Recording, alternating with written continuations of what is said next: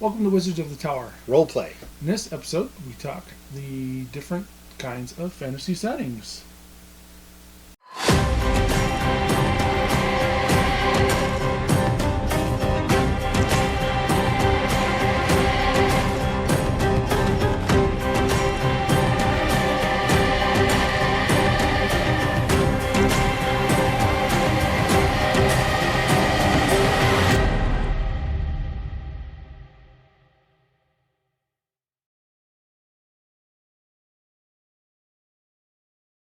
Welcome to Wizards of the Tower. Roleplay. And in this episode, we're going to be talking about the different genres of fantasy for your fantasy RPG games. So we talk about fantasy, we think of like low fantasy, middle fantasy, high fantasy, that sort of thing.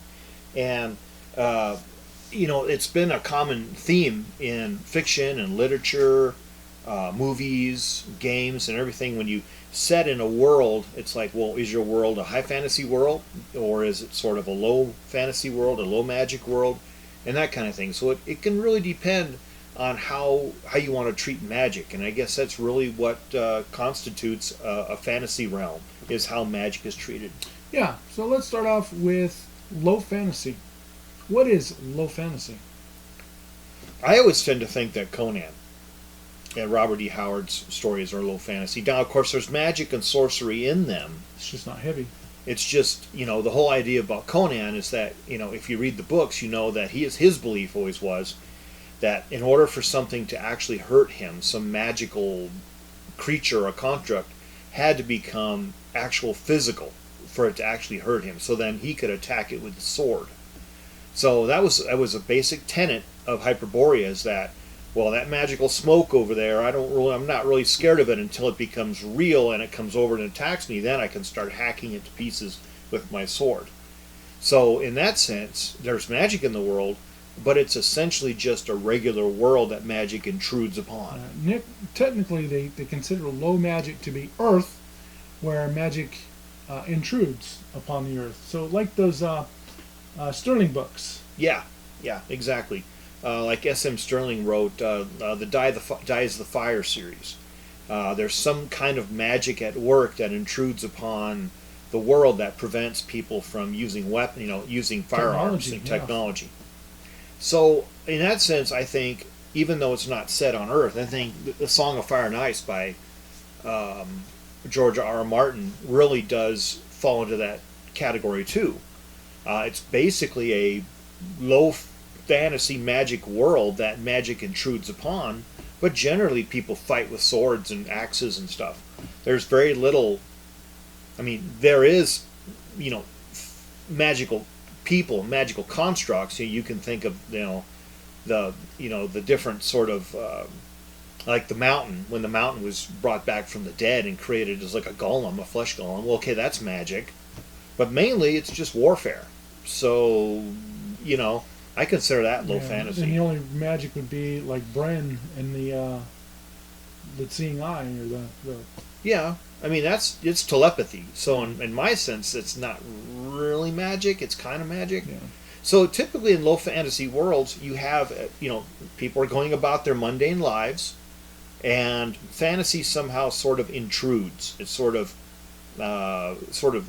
shocks people and wakes them up to there could be another realm, but basically it only affects the general plot of the story, so that you don't have a realm that is just totally governed by fantasy. As a plot device, a fantastic event causes the story to become fantastical. Yeah, they actually do consider the Song of Fire and Ice to be high fantasy, but it's kind of how you intrude upon it. Yeah. The Harry Potter series they actually consider to be a low fantasy, because it's Earth and there's rules for magic, and it doesn't intrude heavily, but it is there, and the mundanes aren't really aware of it. That's true. So in the world of his step-parents or whatever, certainly His aunt and uncle. His aunt and uncle, whatever, certainly it's low fantasy. However, when you go to Hogwarts, where magic just basically runs amok, that sounds to me kind of like high fantasy. So yeah. I guess there are settings that kind of bridge the divisions between them. Yeah. American Gods is a good example of low fantasy. Another good example of low fantasy. Yeah. Delaney and I have never seen the TV show, but I did read the book. And yes, it's definitely a low fantasy book. There are magical elements to it, especially the gods. Yeah. But really, they just sort of intrude upon the mundane world and cause all sorts of events to take place and that sort of thing. So I would consider that to be a low fantasy realm. Next, you have mid fantasy, which is the middle ground of fantasy. Yeah. I mean, a really good idea that I have about middle fantasy is that magic exists in the world, but the world is not ruled by magic. There are actual rules and regulations about how magic exists, and people understand it and they know it exists. And magic may be on its way out. It may be on its way out, or it may be on its way in. We don't know. But essentially, the world coexists. The mundane world coexists with the magic world, but yet one does not rule the other. So, and I was trying to think of a really good example of this, but the movie Dragon Slayer, which is we watched it just recently. In that world, people know that magic exists, and they're looking for magicians, and they're looking for wizards. They're looking for wizards to defeat the dragon. So they know that magic exists, and they need to have magic exist in order to use it as a weapon against the dragon. Right. But magic doesn't rule the world. Essentially, a physical creature such as the dragon and the king rule the world. And magic was actually the cause of dragons. Yeah, and magic was on its way out, if you remember the plot line. I'm not going to give too much away by that. But I really do think that sort of a mid-fantasy world, that's a pretty good example. Yeah. Next is probably the most common, high fantasy. Oh, yeah. High fantasy worlds. Yeah, it's alternative fiction, or Yeah. fictional worlds. Dragonlance, Forgotten Realms, Oh, yeah. Galarian, yeah. Eberron, all the main worlds that you game out of Yeah. are all considered high fantasy. Lots of magic and magical creatures and Yeah. evil and good. Good is usually facing evil and Mm-hmm. I mean, I tend to think of high fantasy worlds as worlds where magic essentially rules the world. So the wizards, the most powerful wizards, are essentially like the weapons of mass destruction of that world. They're like the atomic bombs of that world. Yeah. And really, sure, magic has its rules and regulations, but essentially the most powerful people in the world, even more powerful than the kings and queens and the nobles in the world, are the actual magic wielders, Yeah. the magicians, Middle Earth. wizards. Tolkien. Yeah. Because you've got Sauron, who created the One Ring, and it's controlling, and Yeah. he's done a lot of damage with it. And you've got Gandalf and Radagast and the other blue wizards, and Saruman, the white. And Although I think in my mind you could also make an argument that Middle Earth is mid fantasy. Yeah. Because people really do go about, they know that magic exists in but the it's not form like of wizards. it's in their face all the time. Yeah. They're not living with it. They go about their mundane lives, and occasionally a wizard shows up to do some tricks, and they're like, "Oh wow, there's magic! Look at that!" But the thing is But they actually, pass it off as a mundane thing, like fireworks. yeah, exactly. So, yes, you could argue that magic rules the world because of Sauron and the powerful wizards, but you could also say that in the end, mostly non-magical events took place to defeat Sauron. Right. So, and with the destruction of the One Ring, the Yeah, magic with the- starts to fade. And exactly. And so, the time of the elves is over. Now is the time of men, that sort of thing. So, in a sense, I suppose you could say that's actually kind of mid fantasy in a way. Yeah. When I think of high fantasy, I think of like Warhammer, Warhammer Old World, which to me is sort of like, I know, and it bleeds over into our next category, but I think it's worth mentioning that in Warhammer there is probably the Old World. There's probably no one thing that is not somehow affected by magic somehow, and that's the chaos incidents inside Warhammer. Yeah. That's a great example of high fantasy. Yeah. But once again, like I said, Dragonlance, Forgotten Realms, Galarian, Yeah. Eberron, Ravenloft. Ravenloft is actually fits in more with another category we're going to hit upon. So then you have light fantasy. Light fantasy is comedic. Alice in Wonderland is a great example of light fantasy. I could see that. Yeah. Yeah, it takes place in an alternate world. alternate dimension where everything's comedic, lots of puns. You got animals that are anthropomorphic animals. Willy So you got Wonka and the Chocolate Factory. That's another light fantasy. Yeah. I mean, something like that, I would think. Yeah. Sweet Tooth. Sweet Tooth, yeah. Sweet Tooth is actually low fantasy, but also is light fantasy. There's science. There's science in it, though. Yeah. So, but yeah, in a sense, yeah, that Sweet Tooth is almost kind of like, it's like a fantastical realm. It's post-apocalyptic, but yet it's sort of a fantastical realm too. So, yeah. It's usually what I like to call fluff and bunny. Fluff and bunny stuff. Yeah. It's lighthearted. It's it's not, you don't have all this death and destruction and mayhem, and you get a lot of laughs at it and a lot of, like I said, puns and things like that. Yeah. So, and then dark fantasy, well, which has aspects of horror in it. Just like we talked about Warhammer Old World. Yeah, and Ravenloft. And Ravenloft. I'll tell you what, that's dark fantasy. Yeah, typically it's a lot of vampires and werewolves yeah. and type of things. Monsters, dark monsters, evil. Yeah. Evil is just on the verge of winning. Of winning.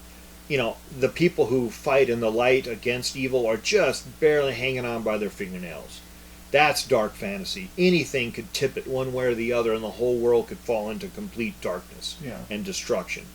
That's kind of Warhammer Old World, like that. It's just, chaos is just ready to just sweep over and destroy everyone and envelop everything. So, there's always this sense of darkness and gloom and despair about it, that we're just barely hanging on that. Just about everybody who exists in the world is affected negatively by the terrible chaos or the terrible magic of the world. Yeah.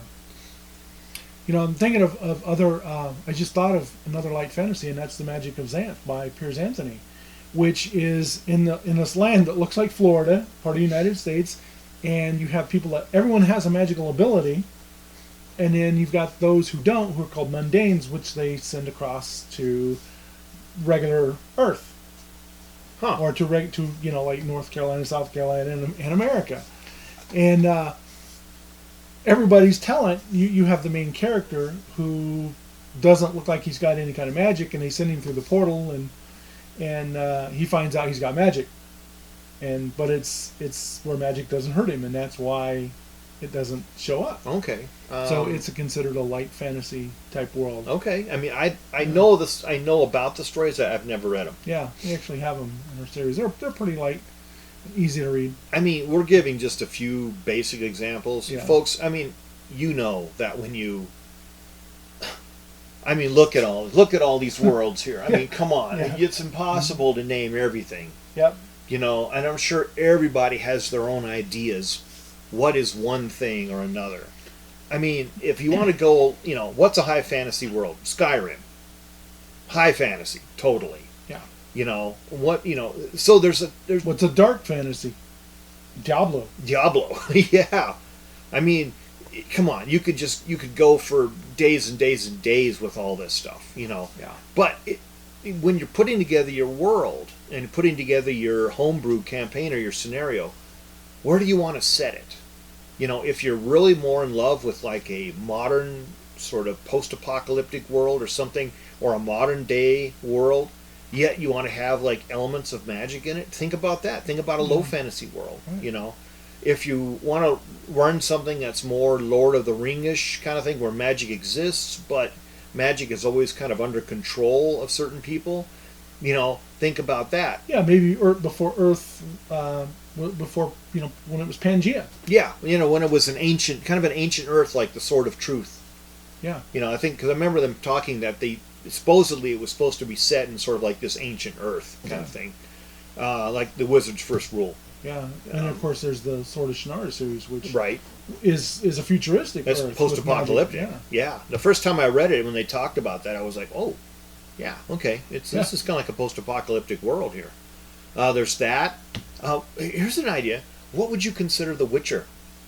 I would consider. God, that's tough. I consider The Witcher to kind of be high dark fantasy. Yeah, kind of a combination of the two. Yeah, because you got the monsters that are intrude and they're evil and they're killing, and you've got some of the magic, and even the Witchers are kind of dark in their own aspect. They are, yeah. There's wizards everywhere. And Stuff. the wizards aren't always good. They're not always good. Yeah, sometimes they do terrible things. I would consider that to be high dark fantasy. Do you want to set your realm in There's a world even like vampires. There are, yeah, And werewolves. yeah, monsters certainly. Yeah, monsters certainly. Do you want to set your realm in a world like that? It makes for a very complex world with a lot of different things you can have, but you've also got to keep in mind, you have to develop a magical system that's going to have to work with that. Yeah, and death is more typically visible in a dark fantasy Yeah. world where you don't have hero points from Pathfinder to save you, or you don't have your quick rest and your long rest from 5e, Yeah. and so death is a lot more present. Well, that and necromancy. Yeah, necromancy. We're talking. One aspect of horror and dark fantasy would definitely be necromancy. Yeah, Raising of the dead, armies of the dead, that sort of thing. If you set your realm in a world like that, well then, it becomes complex, really complex, because all of a sudden the dead are coming back. And how do you defeat the dead? How do you fight them? How do you fight shades and ghasts and ghouls? So that kind of thing. yeah. So out of my realm, what do you think Adane is? Wow. As a player, what would you rate Adane as? In a sense, I would rate Adane as, I think, mid-fantasy. Okay. And the reason I would do that is because essentially there is a lot of magic in the world. The world is recovering from a magical shock. It's almost like a post-apocalyptic world where the world is recovering from this terrible magical event that took place. So magic, affects everybody in a sense, but magic really doesn't rule the world so much as physical combat rules the world, in my opinion. It verges almost on high fantasy, but you still have mundane rules and regulations, I think, that run the world. Okay. I would actually consider it to be high fantasy, but that's how I view it. Yeah. Now, my other world that I ran out of, more Wicca. What would you consider more Wicca?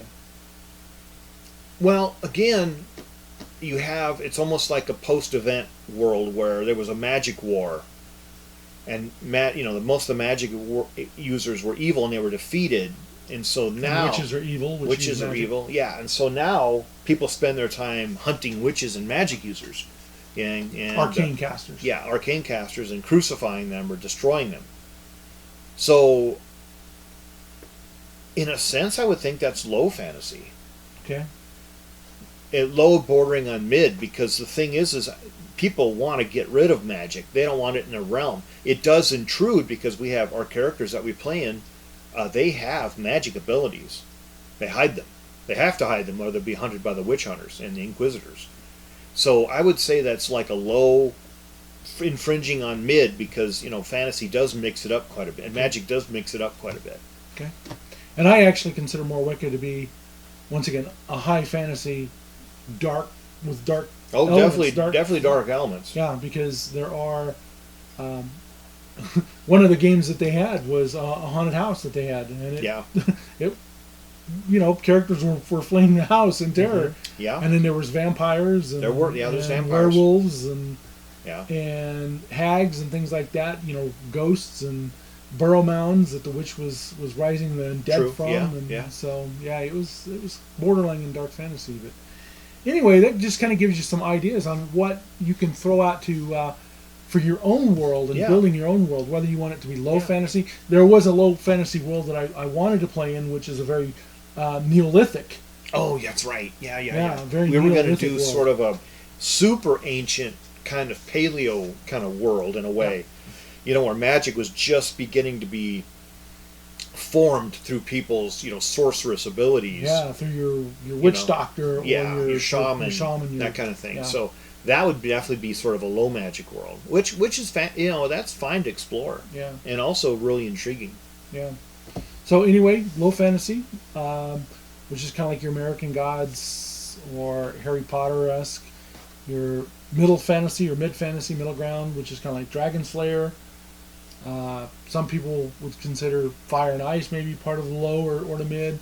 The high fantasy, which is your alternative fictional world, Dragonlance, Forgotten Realms, Galarian, which are your canned worlds that you can get, Yeah. run out of. Then you've got your light fantasy, which is very comedic, Alice in Wonderlandish, very lighthearted. Yeah. Maybe you have anthropomorphic animals, bunny people and bear Yeah. people and Dolphins. dolphins. I want to play a dolphin. Yeah. And then you have your dark fantasy, which is Yeah. your aspects of horror. And once again, Ravenloft is Yeah. more considered the That dark is. fantasy. That is. Yeah. Dark Sun might even be in part of that because Probably. of the world, slavery Yeah. and cannibalism and yeah.